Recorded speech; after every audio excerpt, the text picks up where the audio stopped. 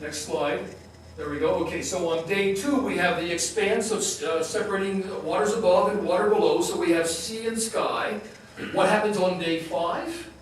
Well, let's see. Birds that fly across the expanse of the rakia, says day 5, and and fish, aquatic animals, to teem in the waters of the sea. And the text also says, and God created the great beast of the sea. King James Version, God created great whales. So the great beasts of the sea are part of day 5. So sea creatures and birds on day 5, notice how that matches day 2. Sky and sea is the result of day 2. Day 1 was a command about light. Day 4, a command about lights. So day 1 matches day 4. Day 2 was about sky and sea. Day 5 fills sky and sea with birds and fish. And then on day 3 we have dry land and vegetation. And what happens climatically on day 6? Well, land animals are made, and most climatically the human race. Let us make man in our image according to our likeness, and let them rule over the birds of the air, and over the fish of the sea, and over the creatures of the land. So again, we have sky, land, and sea in the command about the human race. Let man rule over those creatures of sky, land, and sea. So there's our basic Hebrew worldview. It's not the way an astrophysicist would write it. But if an astrophysicist had written it, no Israelite would have understood it. The Word of God must be the Word of God for everyone, and not merely for the scholars and sages. It's interesting that the word for sun is not sun in Hebrew, shamash, or shemesh, but rather the greater light. And the word moon is avoided too. The word yareach, moon in Hebrew, is avoided in this text. We have instead the greater light and the lesser light. And the reason for this probably is that Shemesh, sun, was in the ancient Near East a god. The Mesopotamians called him Shamash. We don't want to have Shamash entering into this picture. So we call it the greater light. That rules out the polytheism into which Israel is born. And so we have the greater light and the lesser light, not the divine names Shamash and Yareach, the sun and moon in Hebrew. So this text is doing battle against the polytheists of that environment.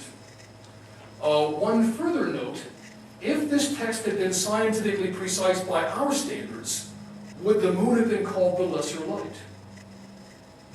Compare the moon to Saturn. Which is the greater?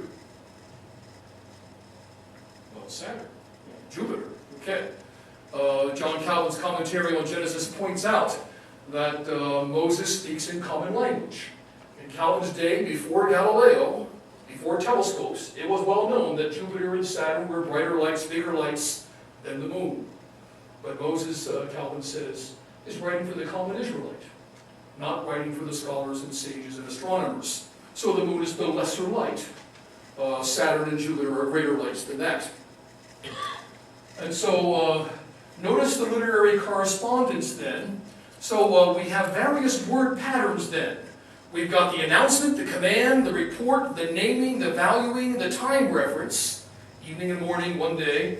We have the forming of the realms, days 1 through 3, the filling of the realms, generally in days 4 through 6, and then we have what we call narrative symmetry, where the days are matched, except for one extraordinary day, day 7.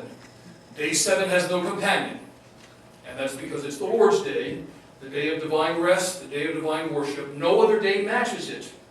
It's the unique day belonging to God in His holiness. Divine rest that is prescribed for God and for all creation. Not that God needs it, but God takes rest as a kind of heavenly archetype for human action. So the pattern of work and rest then becomes the imprint on our world. A world of 6 days of labor and 1 day of worship and rest. So the creation account is one of the fundamental patterns for the human week. I'll note that the French revolutionaries back in the 1790s tried to abolish the 7-day week for a 10-day week. Well, it didn't work very well. They renamed all the months as well, but it didn't work very well. Nobody wanted to talk about having vacation in Thermidor. Thermidor was the French revolutionary's name for July. Oh well. So the 10-day week and the rational pattern of the French revolutionaries' months just didn't take. Not even Ben Franklin and Thomas Jefferson followed them. So God has imprinted the world with this 7-day pattern. And in the New Testament, the pattern is amended in recognition of the resurrection of Christ. And so Christians observe the Lord's Day on the first day of the week. But it's still the same pattern, basically, of 1 day in 7 for rest and worship. Now the question comes, how many commands do we find in Genesis? And if you've got the second handout, it looks, let me wave that around. It looks like this. It says at the top, the 10 commands of creation. Oh, now you know the answer to the question. Okay.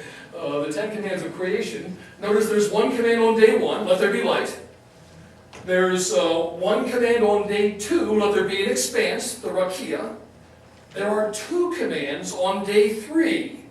What are the 2 commands? Let the waters be gathered into one place and the dry land appear, and let the earth bring forth vegetation.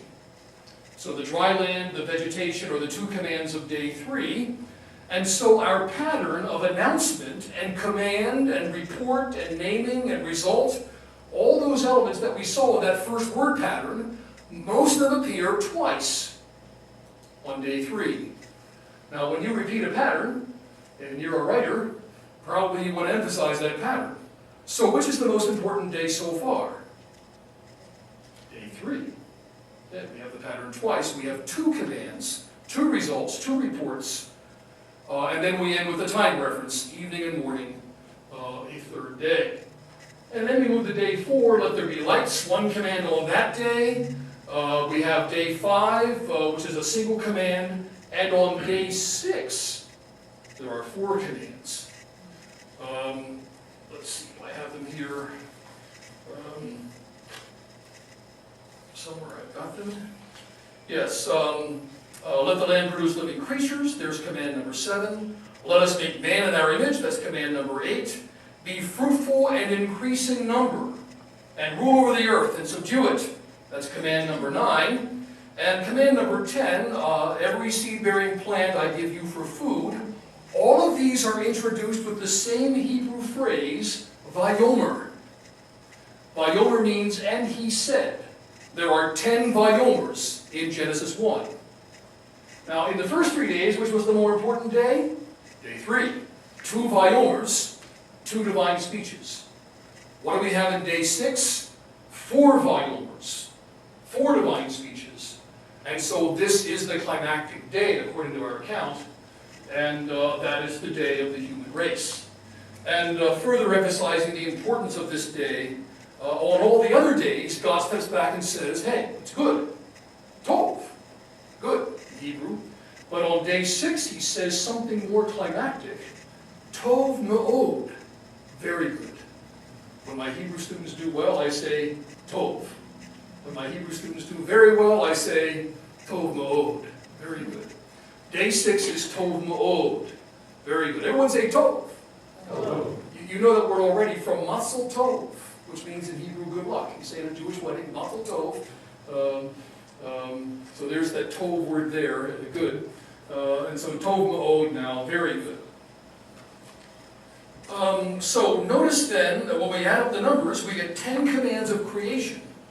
So we have the 10 commandments for ethics in Exodus 20, but here in Genesis 1 we have the 10 commands of creation. The number 10, for a good Israelite writer and a good Israelite reader, connotes fullness. Do you need more than need more than 10 moral commandments? According to Moses, no. The 10 commandments are the excellent summary of the whole law of God. Love for neighbor and love for God, summarized in 10. And here in the creation story, the 10 commands testify to the fullness of the created order that God has established. So fullness is the sense of the 10. Now,